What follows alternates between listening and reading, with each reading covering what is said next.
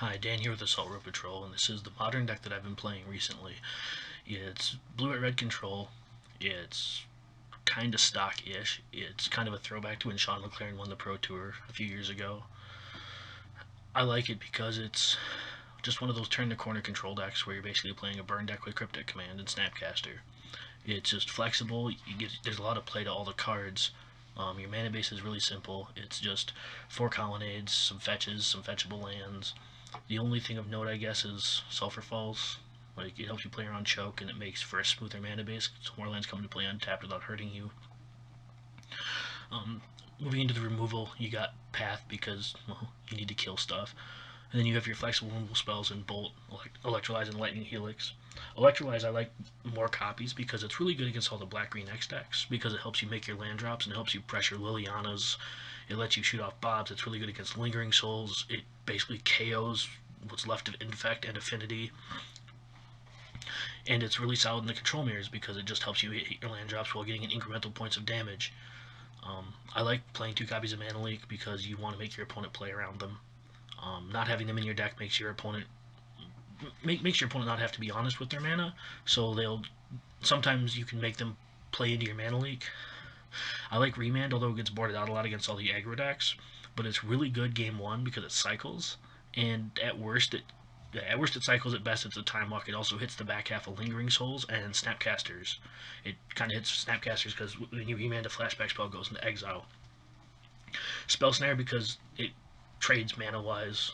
The tempo, like trading 1 mana for their Goyf is really good, especially when you're on the draw. 4 Cryptics because it's the best card in the deck probably. Well, maybe Snapcaster's better, but it's close. And then Logic Knot because I didn't want to play a 3rd Mana Leak, and it's generally just counterspell. 1 click, I've played as many as 3 main deck, but combo's kind of light right now, like Ad Nauseam and things like that. Snapcaster because if you don't sleeve up 4 of them, you should probably just go home.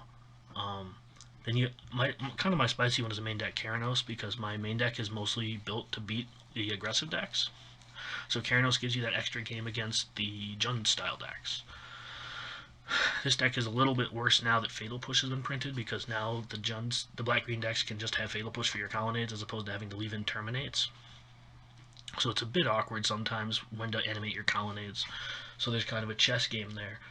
There's also 2 Supreme Verdicts because I wanted a Universal Wrath effect. Also, Delver is reasonably popular, and the last thing you want to do is have your Wrath of God like counter swalled or spell pierced. Sixth Revelation is just the best finisher in Modern, I think, for a deck like this. Like if you're playing Grixis, you could make an argument for something like Cruel Ultimatum. But Sixth Revelation just says, I'm going to bury you now. And with this deck, the way that it kind of functions, it's kind of built to just get you to it. Moving on to the sideboard, you have a handful of counter spells. You have Counterflux for the combo decks, and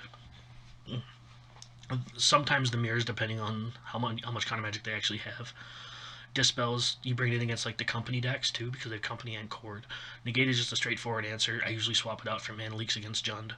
Blessed Alliance is really good against all the decks right now because like there's just so many decks it's good against. It's good against like the Death Shadow decks because they usually only attack you with 1 guy. It's good against like Infect, although Infect's kind of fallen off. It's really good against Burn. I mean, something that says gain 4 life, kill your dude. It's pretty good.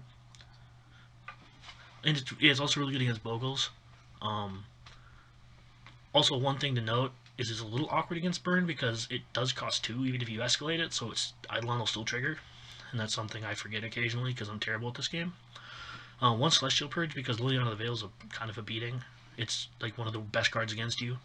Detention Sphere for the exact same reason. It also hits problematic permanents, so you bring it in against basically everything that has problematic things. You have 2 Wear Tears because they're just universally good. You have Anger the God is more of a narrow sweeper, but it has its place against all the rallier decks. 2 Soulfires because this is another kind of unique one that I enjoy. It makes timely reinforcements and like other cards like that less relevant because you bring it in against almost every aggro deck and against Jund and Junk because eventually you can just start buying back your cards. And like I don't know if you've ever been able to buy back a Cryptic or like a Lightning Bolt, but it's hard to lose those games. And then 1 click again is a concession to combo. I mean, you need some kind of clock. Also, click is good against Tron. and the rest of your deck is kind of medium against Tron in general. You can steal games against Tron because of the sheer number of burn spells you play. Also, worth noting, going back to the main deck, that I play Ghost Corner instead of Tech Edge because of Tron. I don't want to have to wait for them to get to their 4th land, because then they're on Ulamog mana, and the last thing you want them to do is go like, hey, Ulamog, and you're like, cool, Tech Edge you in response. So, this is a deck that I enjoy a lot. As of late, I haven't been having as much success with it, but my track record with it has been fine, so let's get to some games.